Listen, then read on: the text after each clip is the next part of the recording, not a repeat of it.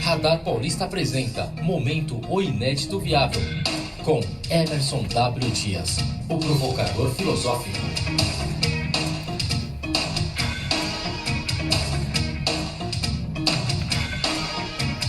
Estamos aqui com o Emerson W. Dias, como já anunciamos aqui no início do Radar Paulista, hoje comemorando 4 anos, não só porque está no Radar Paulista, mas também por todo o conteúdo, por todo o material, pelos comentários, pela importância do trabalho realizado pelo Emerson W. Dias aqui no Radar Paulista. Muito boa noite, obrigado pela presença aqui, Emerson. Boa noite, Renato, boa noite a todos os ouvintes.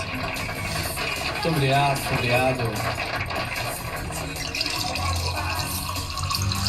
Tá feliz o Juca Peregrino hoje, né? Com tantas coisas. Tomando uma gelada ali. Olha lá. Parabéns, não sei o quê. Festa. Bolo de pêssego. Bolo de pêssego. Champanhe. Eita, charuto. Coisa boa. Caviar. Charuto cubano.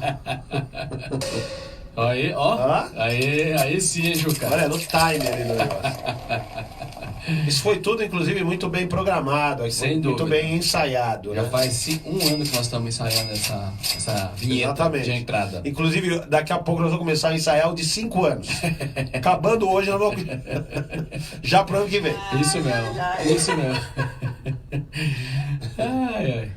Mas Bom, e aí, Emerson? Renato, muito... Qual o motivo aí dessa felicidade toda e desses fogos e tal? Pois é, completando hoje 4 anos aqui no Radar Paulista com o quadro Momento O Inédito Viável. Olha. Muito legal, né? Pô, começamos lá em 2015 com a ideia de fazer algumas reflexões aqui dentro do programa. Na época combinamos fazer um teste aí de alguns meses e estamos aqui já há 4 anos. Eu vi até a foto, inclusive eu postei a foto que era numa matéria que nós fizemos no dia da Sim. lixo eletrônico. Exatamente. E aí eu não me toquei, que aí depois você veio lá e falou, olha, foi nesse dia, né? Exatamente. Eu lembro bem dessa entrevista porque até fiz algum gancho com ela, alguma coisa, né? Enfim. E a gente não tinha ainda o formato exato do programa, e, enfim, mas estamos aqui 4 anos já. Que legal, falando, né? muito bom. O tempo passa muito rápido. E hoje eu vou falar de um tema que é uma coisa que eu tinha escrito semana passada e acabou por conta de uma polêmica ganhando mais importância, e acho que tem a ver um pouco com o que a gente faz aqui do Momento Inédito Viável, que é uma questão que eu escrevi um texto chamado Estereótipos, Democracia e Liberdade de Expressão. Sim. E esse texto, quem quiser ler o texto, é um texto um pouco longo, está lá no meu blog, no Inédito Viável, clica lá no site, tem o blog. É o primeiro texto que está lá, porque o que aconteceu foi o seguinte: o programa Zorro Total da Globo, ele fez uma sketch no sábado retrasado, se não me engano, onde ele entregava o prêmio para um contador. Sei. E o prêmio era o prêmio nem fede nem cheira, né? Então eles tiravam uma onda lá, porque assim, para quem nunca fez nada de bom, mas também não estragou nada, para quem sempre foi mais ou menos e tal. E eu particularmente ri do Coagro, achei engraçado, mas o Conselho Federal de Contabilidade fez uma nota de repúdio em relação ao Coagro, porque na visão deles, isso estereotipava o contador, né? E eu trago aqui para nossa memória, porque eu já falei sobre estereótipo aqui no nosso programa 286. Aliás, hoje nós estamos fazendo o programa 332, hein? São 332 inserções aqui no Radar Paulista. E lá no programa 286 eu falei sobre isso, porque o estereótipo não é um problema. O estereótipo, a gente assume na nossa cabeça automaticamente. Quando você fala assim, Renato, pensa num taxista. Você vai ter um taxista na sua cabeça, né? Sim. Até, acho que o teu pai era taxista, né? Sim. Você tem isso. Aliás, tinha uma novela que chamava Antônio Taxista. É verdade. Quando você fala, pensa num carteiro, pensa num empresário, você pensa numa coisa estereotipada. Porque a gente não consegue não ter esse tipo definido na nossa cabeça. Isso é um estereótipo. Sim. O problema é quando o estereótipo se torna preconceito. Ou seja, o estereótipo não é mentira, ele só não é a totalidade. Sim, Você não pode achar que todo mundo é aquilo, né? Daquela profissão é aquilo. Mas o estereótipo, ele é uma coisa que é um viés que nós temos na nossa cabeça. O estereótipo. E surgiu agora, recente, a polêmica por conta do especial de Natal Porta dos Fundos. Também. Que tá dando uma polêmica aí pro pessoal. Aliás, eu assisti. Assistiu? Assisti. Então, e aí, assim, eu penso o seguinte, né, Renato? Esse texto que eu escrevi não tem nada a ver com Porta dos Fundos, eu escrevi antes disso, mas eu escrevi por conta de uma coisa muito parecida, né? E no texto eu falava de estereótipo, democracia e liberdade de expressão, porque eu entendo o Conselho Federal de Contabilidade fazer uma nota de repúdio porque não gostou de uma piada. Eu acho que é válido, é democrático isso, né? Sim. Não gostei. E eu acho que é válido também a Globo fazer uma sketch com o contador. Eu não acho que tem que ter uma limitação nesse sentido, de uma brincadeira, né? E eu escrevo como estereótipo, democracia e liberdade de expressão, por quê? Porque eu entendo os dois lados. O que eu não apoio é a censura jamais. Sim. Né? E eu acho que é diferente, por exemplo, na questão do Porta dos Fundos, porque uma coisa é falar assim, olha, Renato, você é isso e aquilo, isso é uma ofensa pessoal. Outra coisa é eu não acreditar nas coisas que você acredita e por não acreditar fazer uma versão diferente das coisas que você acredita, né? Claro. E para você isso é sacro, né? É sagrado, mas para mim não é. Então, quer dizer, essa liberdade de culto, liberdade de crença que está na Constituição Federal, ela não está dizendo, olha, é crime você falar mal da minha religião. Não, porque eu falar mal é a sua interpretação de como eu criei uma história, certo? Que para você é santa, para mim não é.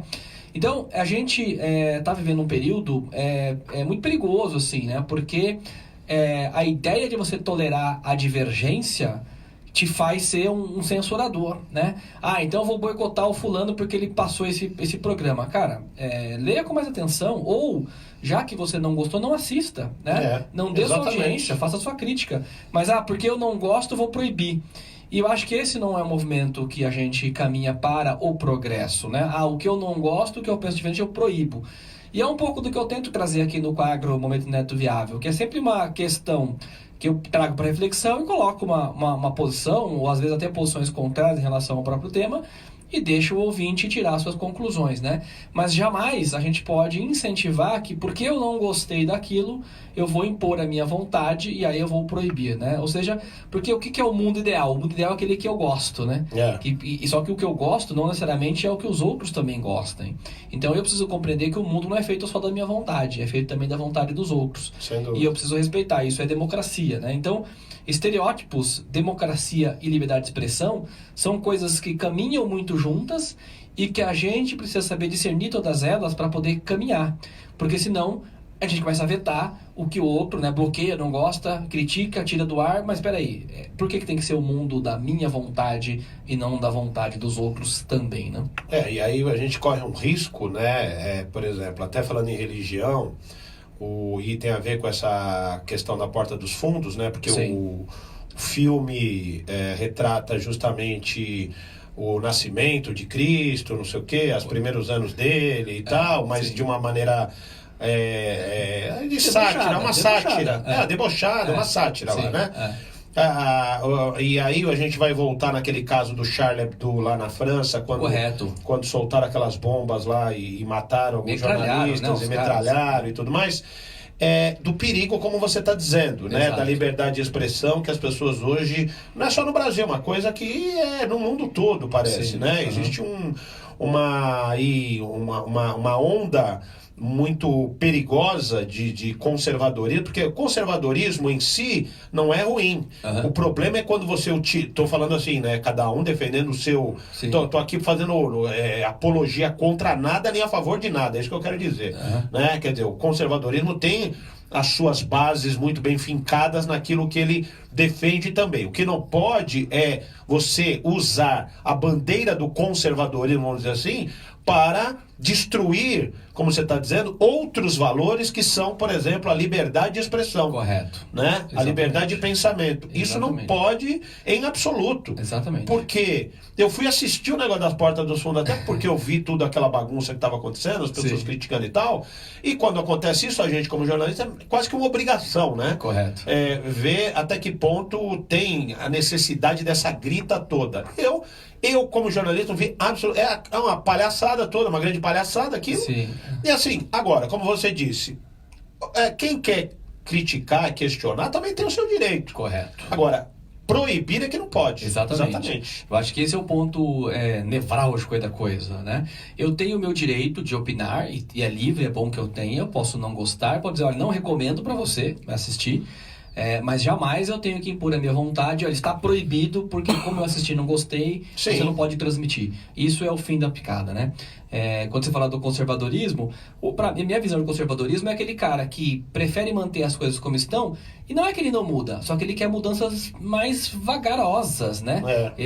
A sociedade vai mudar, inevitavelmente, mas ele quer fazer isso bem aos poucos. Sim. Ao passo que o progressista, ele quer a mudança mais rápida, né? Mas não tem como, as coisas acontecem no mundo e o mundo muda, isso é inevitável, né? É só a velocidade que se impõe. Agora, a velocidade que se impõe, eu não posso impor a minha velocidade para você, nem você para mim. Exatamente. Correto? Então você que é progressista, quer colocar uma coisa de uma forma diferente, eu que sou conservador quero outra, mas eu não tenho o menor direito de proibir você de ser progressista, nem você de me proibir de ser conservador. Aliás, se juntar os dois, dá um caldo bom, inclusive. E é interessante, porque quando você vai a fundo disso, você vê muitas inconsistências dos dois lados.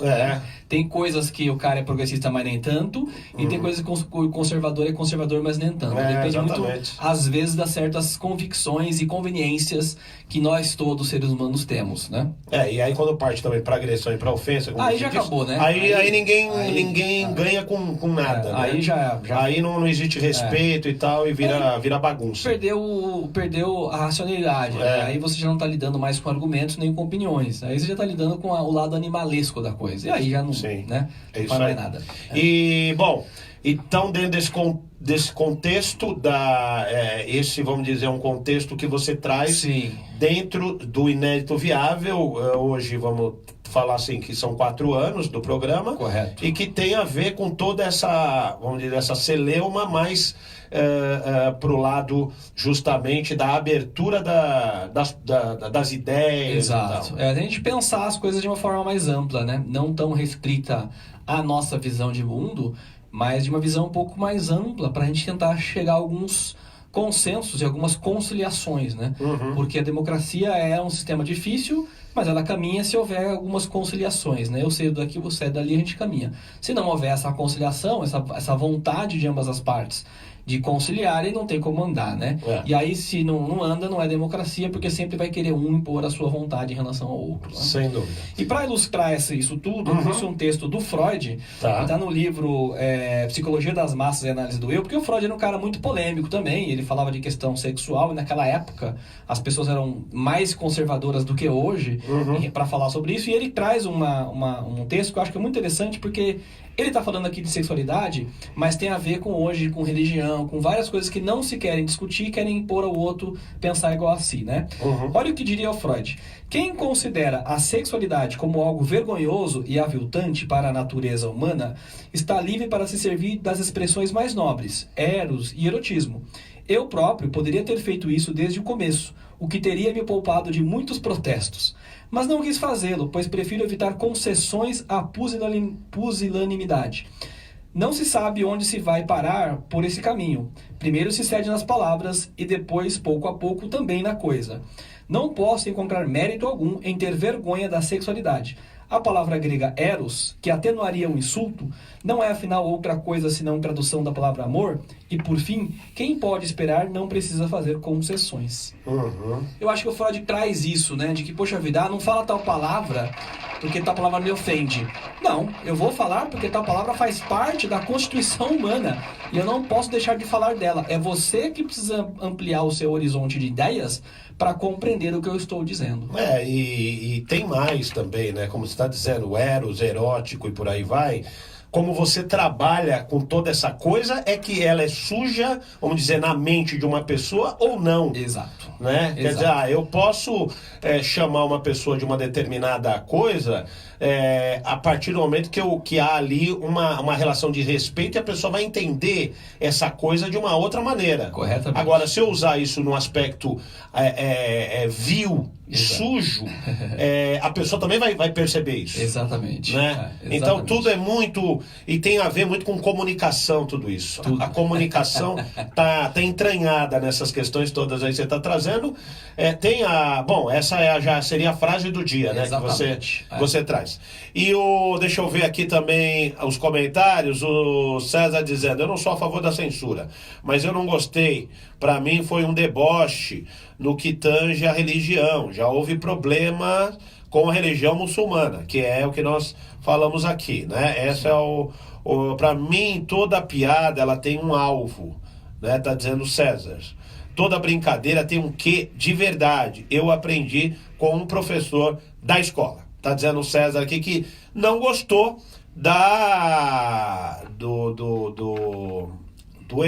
sketch. Da sketch do Porta dos Fundos. Na verdade não é sketch, é quase que um filme. Dá uns 40 curta, minutos. Né? Uns 40. Não sei nem se é um curta. É um curta, né? Formado de várias sketches. Né? Isso, exatamente. Né? Acho que é isso. Então, depois eu vou ler aqui o negócio do Palmeiras que a Denise também escreveu. Depois eu vou falar aqui também, a Sandra tá aqui com a gente. A Sandra tá aqui, viu, Juca? Mandar um beijão aqui pra Sandra. E ela também já comenta aqui sobre o caso. Então, que não se proíba. Mas a crítica é fatal. Eu, particularmente, acho uma falta de respeito. Vai brincar com outras coisas, outros temas. Acho que a finalidade foi a de chocar as pessoas. Desrespeito também com as pessoas. Bem, eu não assisto a esses comediantes atuais. Uma sem gracice, alguma coisa assim, tá dizendo a Sandra. Correto, e eu acho que ela tem toda a razão no que ela diz. É uma questão, você pode achar que é um desrespeito, o outro pode achar que é só humor, né? Porque é diferente eu agredir você, eu ir na sua casa te agredir. Outra coisa é eu fazer um curta-metragem que vai estar num canal privado e que assiste quem quiser assistir, né? Sim. E o mais importante que eu vejo é o seguinte, se a pessoa que está fazendo o curta é um ateu, para ela não há sagrado. Então, para ela, no que ela crê, naquilo que ela acredita como concepção de vida para ela não está ofendendo alguém. Uhum. Porque é diferente quando eu ataco o indivíduo. Eu ataco você, Renato, eu ataco o fulano. Quando eu faço uma produção a partir daquilo que eu acredito, isso é liberdade de expressão, né? E é claro que eu vou ouvir todas as críticas, porque não tem como você não ser criticado, nem todo mundo vai gostar das coisas que você faz, e é natural. Criticar ou elogiar faz parte da democracia. Sim. O que não faz parte da democracia é a censura e a imposição da minha vontade de que não gostei, querer boicotar os outros de assistirem. Aí não é o caminho legal, né? É isso aí. Bom, Emerson, parabéns aí pelos seus 4 anos de Radar Paulista e que venham muitos mais pela frente. É isso aí, tamo junto, Renato. Vamos renovar o contrato para mais 4 anos agora. Com certeza. E que depois, viu, Juca, já vai preparando aí a nossa ceia aí que nós vamos comemorar aí. Falou? Valeu, Emerson. Valeu, Renatão. Até semana que vem. Até semana que vem. Grande abraço. Vou aproveitar e mandar um beijo também pra mãe da Sandra, que